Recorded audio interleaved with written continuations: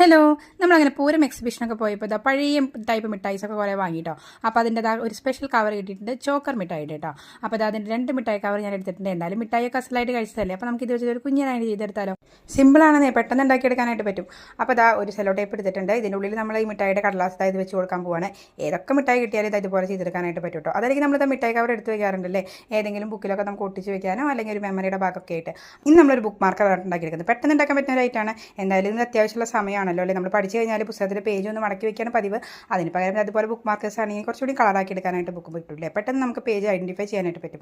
പല book markers നമ്മൾ ഉണ്ടാക്കിയിട്ടുണ്ട്. അതിൻ്റെ കൂട്ടത്തിൽ ഇതുപോലെ ഒരു സിമ്പിൾ ഐറ്റം കൂടി ഇങ്ങനെ പല മാറിയിട്ട് ബുക്ക് മാർക്കേഴ്സ് ഉണ്ടാക്കിയെടുക്കാം. അപ്പോൾ അത് കണ്ടിട്ടുള്ള ബോറടി ഉണ്ടാവില്ല. ഓരോ കാര്യങ്ങൾ പുതുതായിട്ട് ചെയ്യുമ്പോൾ ഒരു എൻജോയ്മെൻറ്റ് ഉണ്ടായിരിക്കും കേട്ടോ. അപ്പോൾ നമ്മളിതാ ബുക്ക് മാർക്കർ റെഡി ആയിട്ടുണ്ട്. കോലും കൂടി വെച്ചപ്പോൾ സംഭവം സൂപ്പറായിട്ടുണ്ട്.